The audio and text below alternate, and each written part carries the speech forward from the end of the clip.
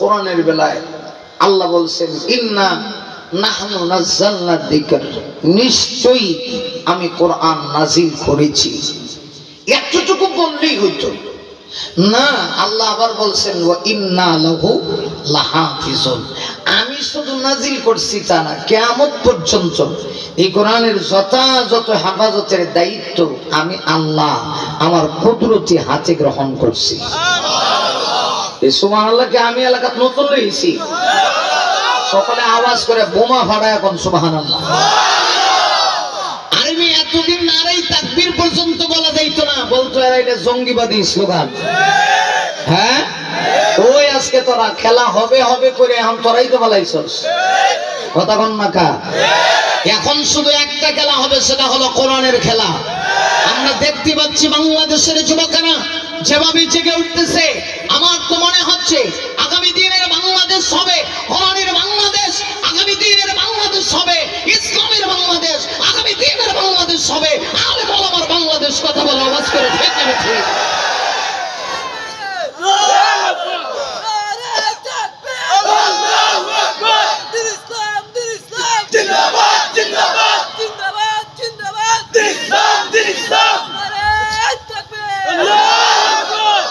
অতএব এখন আর ভয়ের কিছু নাই।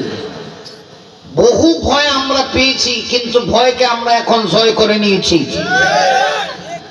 ঠিক কিনা? আরো জোরে কান আসেন। তাহলে কোরআন শরীফ এমন একটা কিতাব, যিনি নাজিল করছেন তিনি বলেছেন আমি হেফাজত করব। যদি আল্লাহ না কইতেন, আল্লাহ আমার মনে হয় হাসু আফাজের 16 বছর যেমনি দেশ চালাইছে,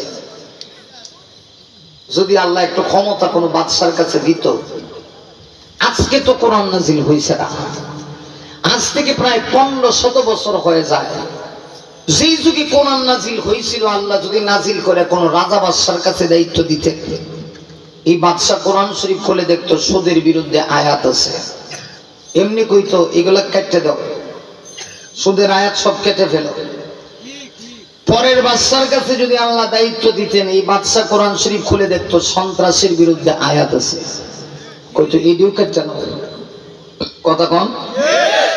এইভাবে যদি 1500 বছর কাটা হইতো, আর সর্বশেষ যদি আমরা হাসু আফার আমল পাইতো, কোন রকম যদি 2024 সাল লাগাল ফেলিছে মনে করে, তখন তো আমার মনে হয় বিসমিল্লাহর বান নিচে যে একটা নকশা আছে, এটাও আমরা তালাশ করে পাইতাম না।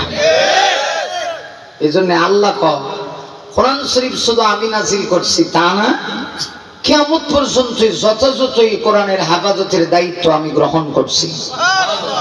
কিছু মানুষের মাধ্যমে আল্লাহ দুনিয়াতে কোরআন রাখবে। আপনারা কি বলেন, এই কোরআনের আলেম যারা, কোরআনের দানব বাহক যারা, এদের বিরুদ্ধে কি ষড়যন্ত্র কম হইছে? ভাবসাবে তো কিছু বুঝে না, ষড়যন্ত্র কি কম হইছে? হ্যাঁ, আলেম ওলামাদের বিরুদ্ধে ষড়যন্ত্র কম হইছে? কত নাটক তারা সাজাইছে, কাউকে বানাইছে রাজাকার, কাউকে বানাইছে নারী লোভী, কত নাটক আমরা দেখছি। কিছুদিন আগে আমরা দেশে করোনা আইসেননি, করোনা আমার এলাকা তো আইসে নাই, এই এলাকা যে করোনা আবার কয়েক ধাপে আইছে। প্রথম ধাপে মারাত্মক গরম লাগতেছে, কালকা তো না তো ঠান্ডা হইতেছে, আজ তো গরম কেন বুঝতেছি না তো কিছু, মারাত্মক না এটা লাগতো না, এটা দিলে আবার ঠান্ডা হইব, গলাটারও গরম রাখুন লাগবে, সব মিললে ঝুললে চালাইছে। কি কোন আপনারা? আর বড় লেখা হলে আমার এটা ফ্রি এলাকা, এদের আগের মতো আইতারি না, আজকে যেহেতু আইসি তাইলে একটু সিস্টেম মতো বেগে ছেড়ে দিই নাকি? কি কোন আপনার অসুবিধা হবে? কত ষড়যন্ত্র হয়েছে, করোনা নিয়েও হেরা কত নাটক করছে আমরা দেখছি। প্রথমবার যখন করোনা আইছে তখন দেখছি এটা কোনো বৈষম্য নাই, কার কাছে গেছে, বাপের কাছেও গেছে, ছেলের কাছেও গেছে, কার কাছে গেছে এর কোনো গ্যারান্টি নেই। কিন্তু দ্বিতীয়বার যখন করোনা আইছে তখন দেখলাম করোনা মারাত্মক চালাক। কথা কি কিছু বুঝে নাকি না বুঝে না আল্লাহ জানে, এত চালাক। দ্বিতীয়বার করোনা আসার পরে এই করোনা দেখি সব জায়গায় জানা, ওমা ওইটি যায় খালি ওয়াজ মাহফিলে, কথা কন।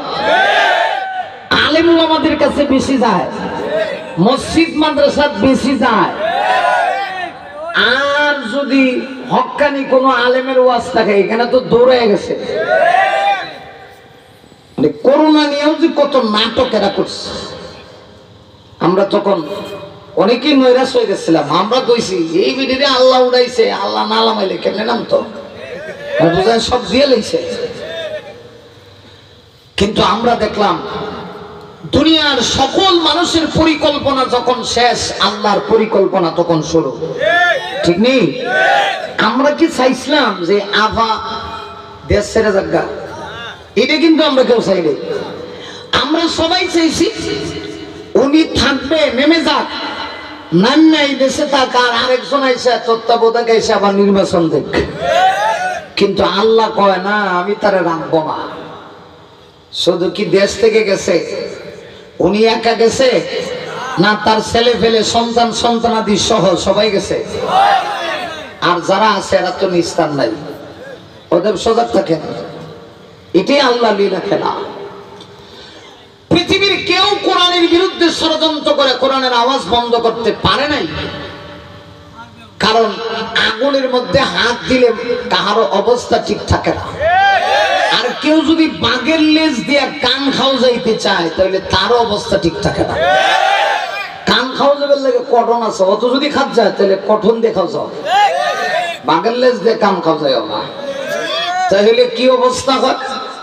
শিক্ষা নিয়ে আমরা হাসু আবার কাছ থেকে আসেন, আর সেই দিকে না যাই। বেশি করলে আপনারা আবার এটারে কন্ট্রোল করতে পারবেন না, বেশি বললে আবার ধৈর্য ধরতে পারছেন না।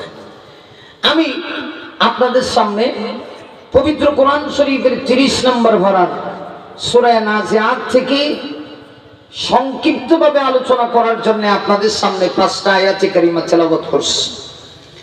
এই আয়াতগুলিকে সামনে রেখে আজকে কিছু কথা বলতে চাই। আল্লাহ রাব্বুল আলামিন তেলাওয়াতকৃত আয়াতগুলিতে দুই দলের পরিচয় উপস্থাপন করছেন। প্রথমত আল্লাহ পরিচয় দিয়েছেন কারা জাহান্নামী দলের অন্তর্ভুক্ত হবে, কোন কারণে তারা জাহান্নামে যাবে, কোন বদগুণগুলি থাকলে ওরা জান্নাতের অধিবাসী হবে, আল্লাহ সেই পরিচয় দিয়েছেন। দ্বিতীয় পর্যায়ে আল্লাহ জান্নাতি দলের পরিচয় দিয়েছেন। আবার জান্নাতীরা কোন কারণে জান্নাতে যাবে, আল্লাহ বিপরীত দুইটা ভালো গুণ উল্লেখ করছেন। এই দুই গুণ যার ভিতরে থাকবে তারা জান্নাতি দলের অন্তর্ভুক্ত হবে এবং তারা জান্নাতে গিয়ে বসবে। এখন আমি আপনাদের কাছে জানতে চাই, আপনারা কোন দলে থাকতে চান? এও তো লেট করে কইছেন, হুজুর আগে কইছে। যদি আমরা জান্নাতি দলের অন্তর্ভুক্ত হইতে চাই, কিন্তু অবস্থা দৃষ্টে আমি যখন কোরআনের আয়াত